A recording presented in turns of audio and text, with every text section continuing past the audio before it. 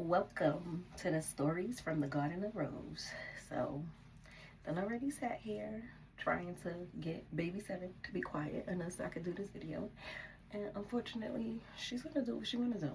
And then I had to think about it. Like, if I was telling this to somebody that was like in my house or even on the phone, they would have listened through this girl screaming. Just to hear, right? I mean, whether they are really listening, giving that listening ear, or just being nosy. They'd have been like, shoot, baby crying or not. So we just gonna see what it do, okay? So I'm gonna take you to not the beginning, because the beginning would be it'll be before 1990. I think if I know how to do math, yeah, because I was born in 1990. That would be the beginning. We're not going to that beginning, not just yet. We're gonna get to the beginning of the whole reason why I want to do this. So we'll have to go to August, really, I think. Yeah, August of 2012, when I met this individual. And I'm just going to say real short, like, because I don't, it's so much that doesn't happen in my time of being with this person, being married to this person, being separated and then divorced, and then the after that, like, it's a lot. So some things I'm gonna try to like fast and speed up a little bit, okay? Long story short, he is the type of person to kind of like, manipulate the situation, and that word that people like to use a lot. What is it? Oh my god. Narcissist. That word, right? Like, straight up narcissist, right? All the way through it, inside and out. I mean, it just flows right through him, right? So it's like whatever your situation is, he try to play on it. He try to like, move around it, just so everything could pretty much go the way he wanted to go. He's very persistent, very, okay? And he on it. He is, it's no stop, it's go, it's go. And it's always been like that, and it doesn't matter what it is. It's just, if he want it, that's what it's gonna be, whatever. All right, so look, I was walking down the street, minding my business in Brownsville, okay? I had my son with me. I was leaving from the cleaners, I believe. I used to be a lot of stuff for this church. Like, I used to be an adjutant, I used to be the pastor's assistant. I used to do a lot. Okay. So I was picking up the robes from the cleaners. I'll never forget. I was not dressed. Talking about t-shirts, sweats, dirty sneakers with my, how old was Maisie at the time? Three. They turned three already. I think my son was three. And I'm just like trying to hurry up. Like, if you ever see me walk, I walk fast. I'm a New Yorker, so I be on it or whatever. And I'm walking fast, and he like, yo, yo, yo, yo, yo, yo. He walks me down like 3 or 4 blocks. I'm like ignoring him because I'm like, that's just me. That's typical. Like, leave me alone. I ain't got time for this. Like, it's me and my kid. I'm on a mission. I'm on go. I was very content in my life at this point of being single, because I just got out of a relationship. Like, I don't want to be bothered. So he like, little man, you want an icy? He'll use your kid. Okay? And my kid, he was like, I want an icy. I'm like, oh my God. Let him go get him an icy. All right. He got the icy. I'm like, okay, now we going. Like, you gave him the icy. I gotta go. Let's go. Still walking me down. Still talking. I can't even tell you what he was saying but I was annoyed, right? And I was just like, you know what? Let me get this fool my number.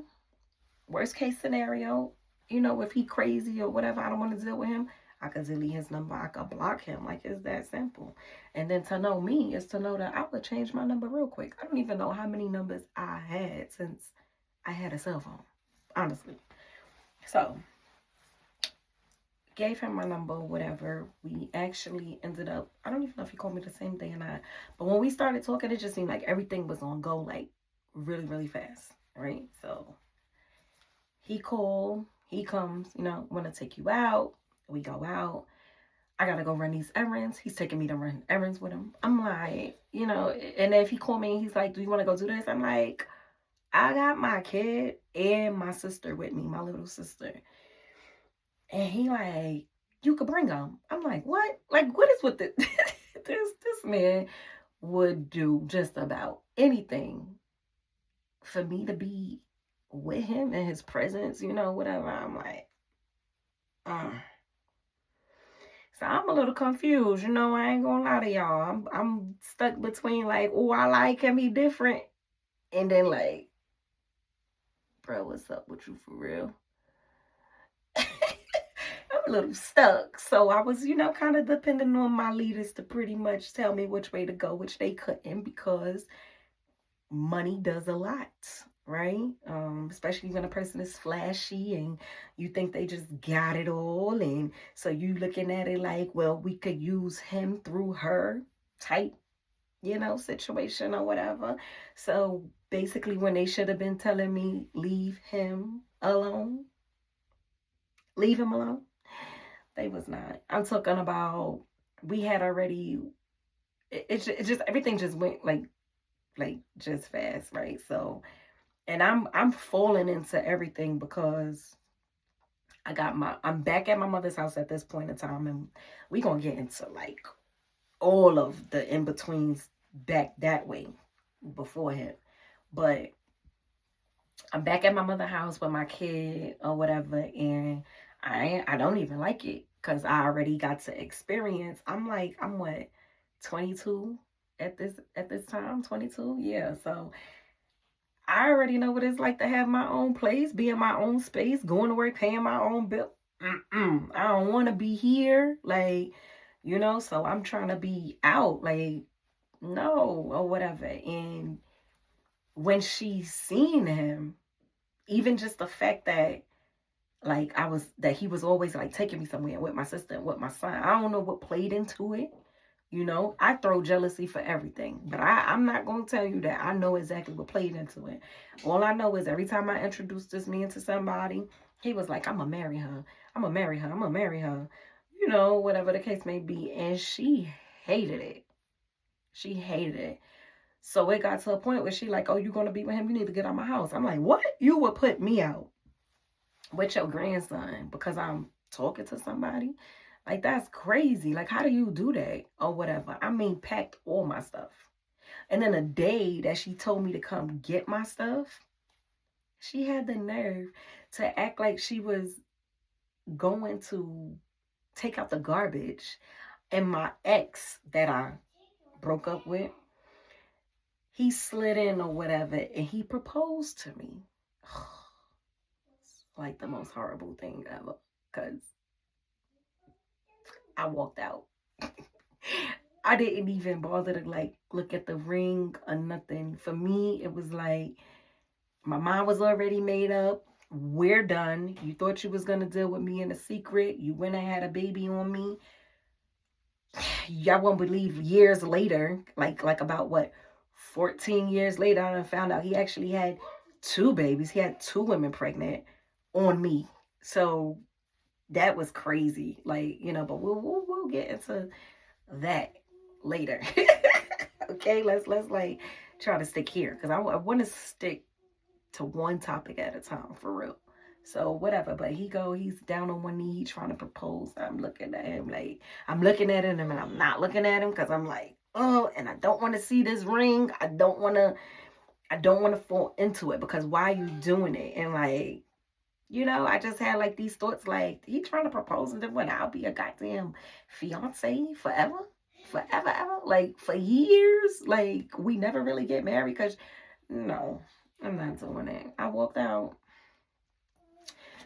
So yeah, I walked out and got in that Cadillac. People that know is familiar with it. Got in that Cadillac and that was it pretty much. Like, he was like, don't worry. He just was like making solutions to every issue, you know, like, don't worry about this. You know, your mother want to put you out, you gonna come stay with me or whatever, and I'm gonna put your stuff in the storage, and we gonna get married, and I'm gonna get us a place. And one thing I'm gonna say, if he say he gonna do it, even if it's bad, he gonna do it. Even if it's bad though, he gonna do it. And he did it. But it came with a price. And I'm gonna tell you, our marriage being the way it was, and our marriage failing, and every single thing that I went through, yes, it was traumatizing, very traumatic. Yes, I suffered some things from it. My children suffered some things from it. You know, yes, I've been in a situation near death. Okay, me and my baby girl, like, yeah, like it gets there, you know. But at the end of the day, I don't play victim to none of it. I'm not like, if anything, I definitely a survivor, and I got out of it. But I survived something I put myself in. And that's the whole lesson at the end of the day. Like, some of us, we like to play blind, like we didn't know, like the signs wasn't there, and or we didn't have that feeling. And it was deeper than that for me, like, because I was actually praying. I was praying. I was still going to church services, was still happening, and prophetess, a prophet. It done came to me 3 times. The person who you think is the one is not the one. And I think about a day before we got married, we happened to even get married at midnight. Crazy. Don't ask me. Like, don't ask me. But we got married at midnight. Um, the day before, he went and spent the night at, I believe, so I don't know which girl it is. I think it's his main chick. Like, she is side chick, but she is main chick to me, because she been there through like a few of us. He just never chose to marry her, which is really kind of sad, because I just believe that he really, really like her. But because she's dark skinned and big bone, she not for show, you know.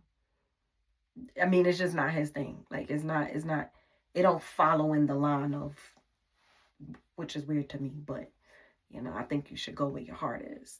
But hey, he's more of a front guy, you know. He got a front for the world and put up this facade and all of this other stuff or whatever. So she didn't make the cut, but she's just always been there.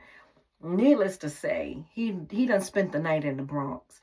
Wasn't answering my calls, nothing. How you leave me in your grandmother's house and you're not answering my calls? Like, you're crazy. I packed my stuff and I left. I don't know how he did it. He convinced my leaders at the time to get me on the phone and get me over there and accept his apology. Obviously, it didn't take that much convincing, right? Because I just ended up going with it. And I went with it. And that's the long story short. Trust me, that's the long story short. And I went with it. And we got married at midnight. Okay? And it was the worst ever. Like, I have learned from that alone. God tell you that that person is not the person. Don't. You gotta pray for that. Or no, because marriage ain't no, it's not what a lot of people think.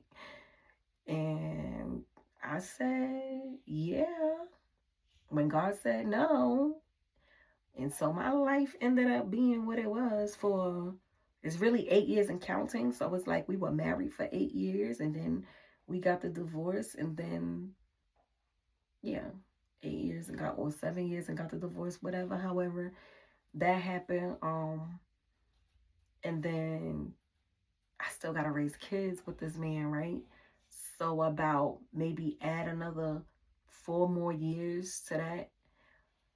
of like me trying to just play cool and cordial and be somewhat respectful because I know who I'm dealing with, you know, and mm, it got me back into a situation where he he's controlling it. Like he's controlling it. Only this time it was more like, yeah, I'm not fighting this. You want me to be fighting and going back and forth with you. I'm not doing that. I'm not doing that. I'm not going to be a part of that. You've got enough fighting out of me. You got enough dealing with child services and courts and police out of me. And I mean, when I tell you all of these things, I'm going to go into detail part by part by part. Like, bruh, you got a lot out of me. I don't got no more fight in me for you. This is far beyond beyond my children. And then for me to have more children, I have to think about them, unfortunately. And it's crazy. Like, and you're okay. You walking around okay. That way. You keeping kids even away from their siblings. You're a monster at the end of the day. Don't matter what you do. You could fix your teeth.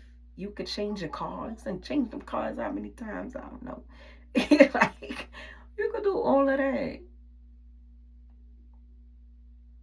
It don't change who you are, baby.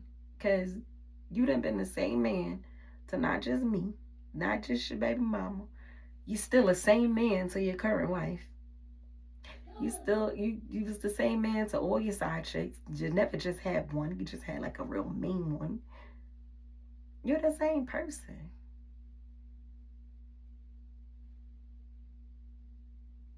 So like, I don't know. But I wasn't fighting. And what made it even more easier to not fight the situation is because I was burying my brother. Literally. Literally. Like, I literally spoke to my brother the day before and was like, can you believe I got served custody papers? Like, literally the day before that day. So I got served custody papers, and then the next day, my brother was murdered. What? My brother did not commit suicide. We're going to talk about that too. Like, you gotta be kidding me. So I had a lot going on, and it was like, what? Like, how do I even process this all at one time? You gotta be, what? Oh, not to mention I had a baby like months ago. So I'm still in like postpartum, and like, but who cares? Life don't. And I'll give it to you even better. So I'm a praying woman. I don't care. I'm gonna tell you a whole bunch of stories. I'm not perfect. I am not without sin. One day, maybe I will be. And I probably still won't be completely without sin, because sometimes we create sins that we don't even know, what we doing, or, whatever. And so one day I'll be there. But the whole thing is, no matter what I do, no matter what I'm doing, no matter what, I never disconnect from having my relationship with God. And I won't, right? And I remember praying before it all happened. I mean, all of it, right? Before it all happened, I remember praying, and I could hear God clear as day. And he was like, I'm about to take you through something, but I need you to trust me. I'm about to take you through something, but I need you to trust me. And I was scared. I remember the feeling still, like, right now. I was scared, like, cause like, what? Like, what? What you about to, what? Like, what you mean? What do you mean about to take, what could you already got my grandmother. I'm already here by myself. What you mean? But I said, I trust you. I trust you. And I tried to brace myself for what was going to come. I couldn't brace myself for that. I could not brace myself for that. Down to the point where, like, even after getting served, which was crazy, after getting served, and then I'm still trying to, like, you know what, we already planned to take the kids to the water park. I'm not going to stop that. I'm not going to let this get to me. I'm not, like, I really been trying to fight through a lot of stuff. We still going to go to the water park. And while I'm at the water park, I get the call, like, the police got the house surrounded. Your brother, and what? What? What are we talking about? And then he died. And I'm like, so all happening at the water park. This was all like a day apart. This was like crazy. And so even my brother, like, I feel like he never, people's gonna have all kinds of narratives about him, and you know, it is what it is. I don't sugarcoat for my brother. I'm just me, you know. Me, what I think personally, my brother has been warned 1,000 times. Leave that girl alone. Leave that girl alone. Leave that girl alone. Leave that girl alone. I spoke to him. This was 2 days before that. I spoke to him on FaceTime. I said, bro, like, I'm telling him everything I'm going through. And then he's like, we going to get through this. You know, we going to get through this together. And I was holding on to it. He had 4 more months to be off probation. And I was telling him, like, leave the girl alone, bro. Like, the baby is going to be born. Like, let her have the baby. Don't stress her. You don't stress yourself. You know, let her have a baby. And then we just going to go for joint custody. Like, you know, I'm trying to, bruh, chill. Like, the baby is going to be born. Like, she's going to want a daddy maybe, you know, I don't know. But I'm trying to get him to, like, leave her alone, please. Like, leave her alone. Just leave her alone. And everybody was telling her, leave her alone. Leave her alone. Leave her.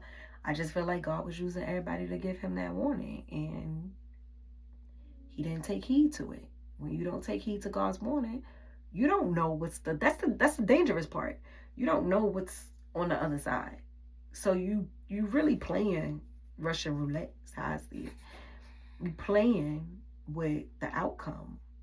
And not always, like my oldest son, I'd be like, why did you do this? He'd be like, because I felt like I could handle the consequence. And that scares me. Like, you felt like you could handle the consequence? Like, I don't know. Like, you don't know. You just don't know. And my brother didn't know until he knew. And he texted to my mother, you know, like, I'm going to heaven, hell, or jail. Meaning they gonna kill me, and I'll go either or place, or they gonna arrest me. Well, we know how that ended. So yeah, that was that. Like, he didn't get to leave videos for his kids and tell them his part of the story and what he did and what he actually didn't do, because you got people that lie and try to, you know, especially bitter moms, like, your dad was like this and your family was like that. It's like, what? What are you talking about? Just look, tell the truth. You know, you play control. You use the kid as a pawn. You didn't want, it was like you could see him. You don't see him. You can't, you see him. We don't got time for that. We don't have time for that. But my brother did not get to make videos like I want to make videos. So I could tell my kids piece by piece, listen, this is the kind of marriage, number one, that I was in. And because I was in that type of marriage with your dad, I wasn't doing it. I beat him to get out. And I got out. Left from New York ended up here in Winston-Salem, North Carolina. I didn't know nothing about Winston-Salem, North Carolina. So there's no way I was going to pull myself back into the situation. And a lot of that was the problem, because he could no longer have me the way he wanted me. The little bits and pieces I tried to give him just to keep him at bay, sending pictures when he would want, little short videos when he would want, helping him while he whack off in the car. I mean, you know, I ain't gonna go too much detail because my kids are gonna, but let's be real, my guy.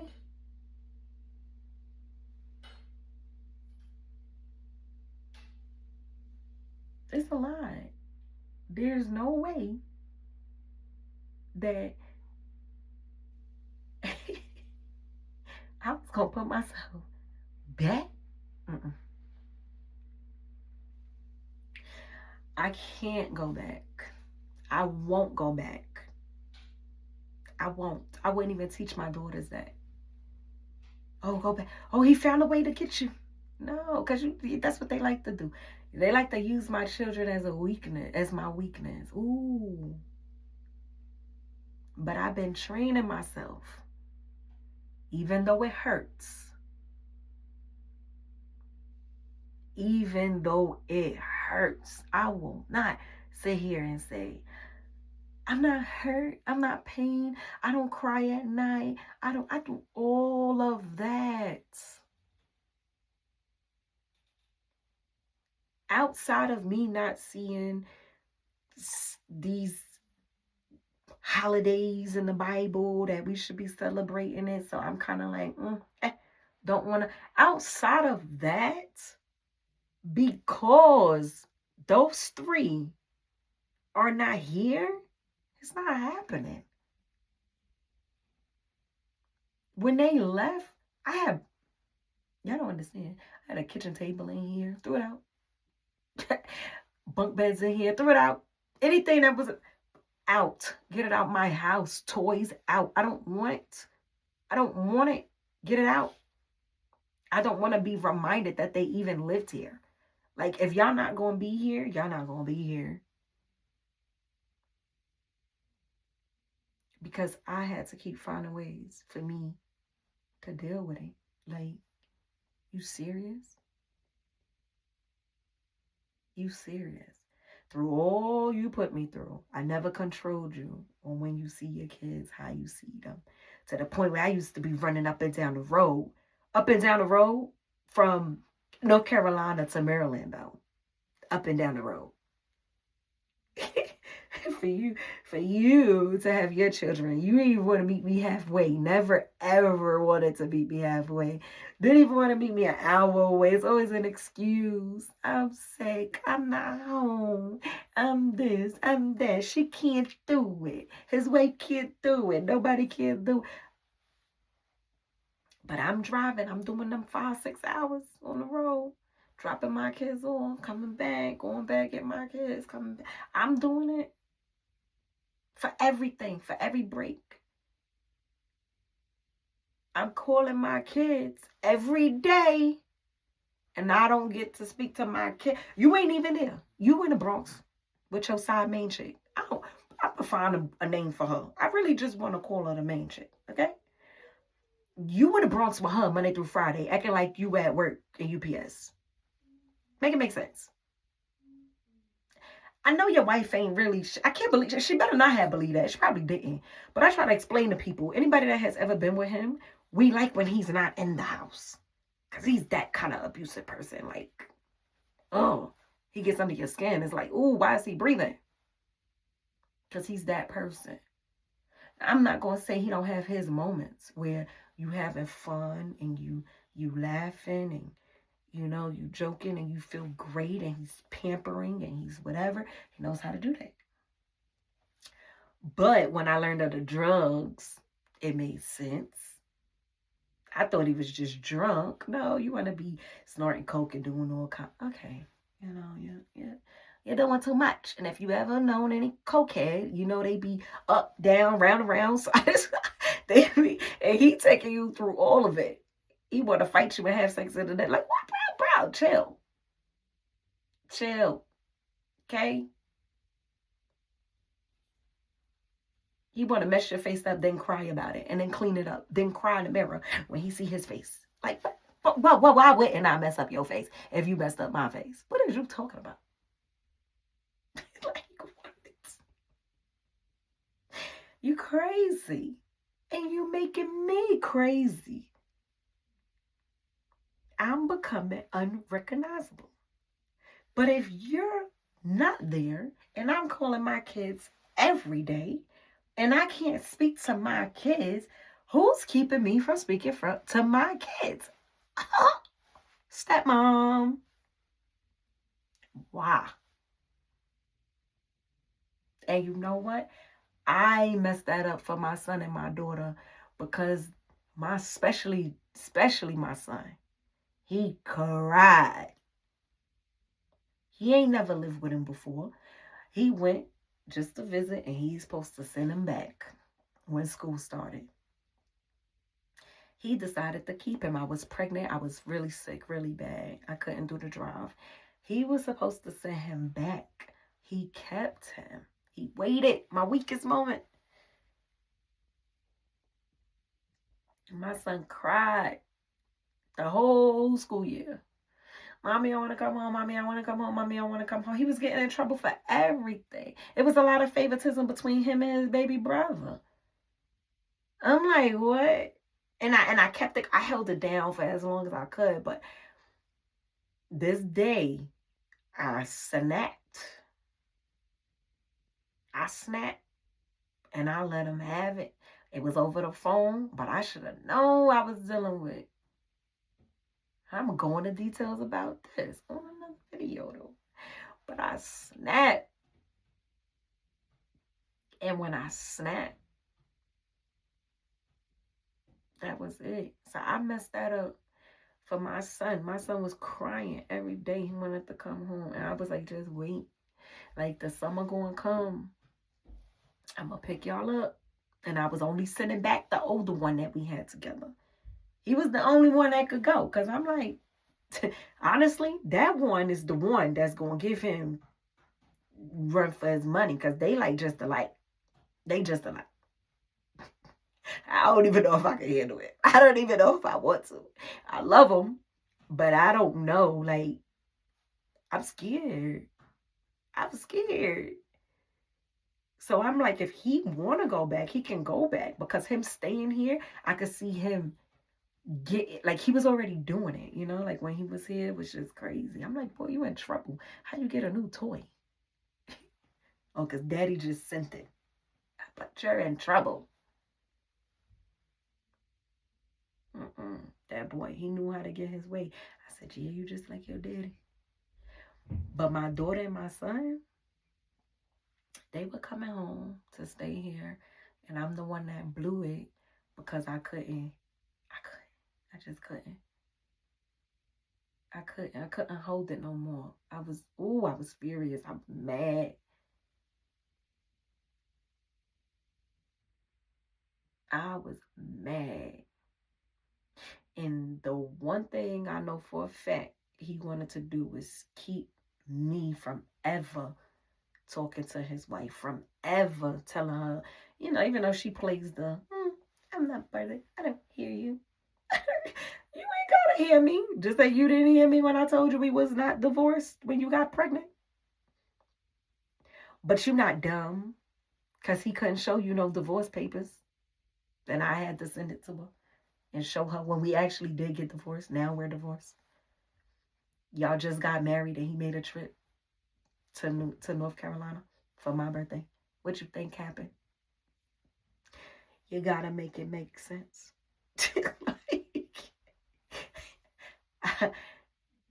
I don't understand. It's too much of what you just don't want to hear. But you made sure that I didn't speak to my kids every day. And y'all made sure every day to drill in my kids' head, oh, if you go back to your mom's gonna beat you.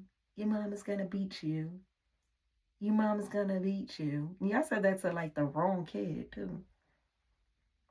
Not that kid. Not that kid. Everybody know. Y'all gonna say that to him?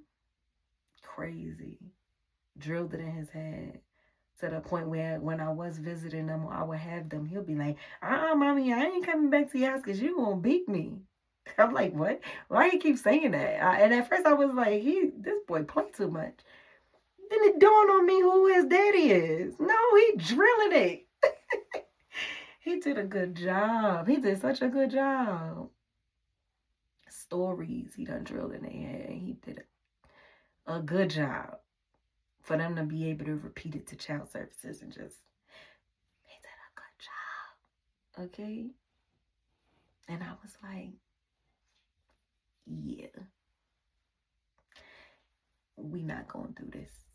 You want my kids, you want to give them a new mother, you want to replace me so bad, you got a new victim, go ahead. She want to keep me from speaking to my kids, from knowing the truth, from knowing what's actually going on over there. Go ahead.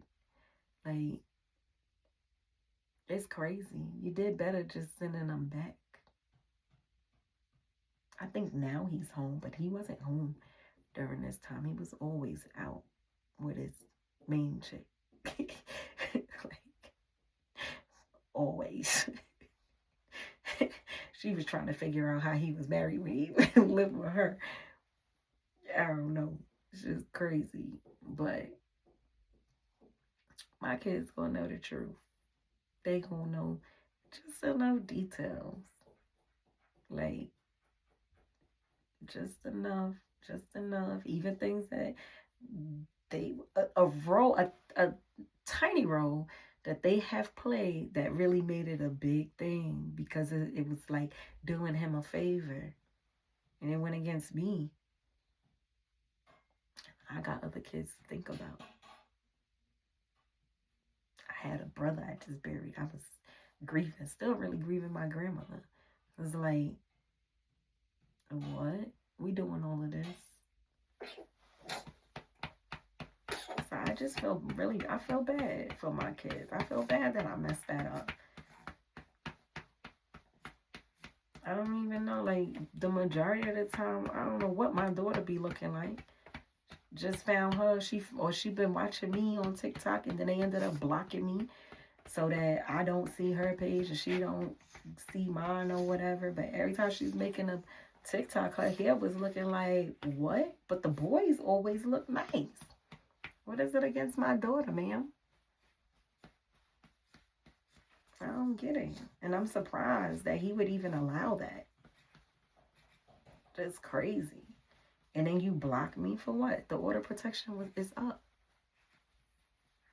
It's up. So, I'm not going to play the game, but I'm going to make sure that my kids find a way to hear it from my mouth directly. Directly. What happened? What's been happening? And why? Because I know they're going to want to know why. Why? Why you didn't fight for us? Why you didn't come for us?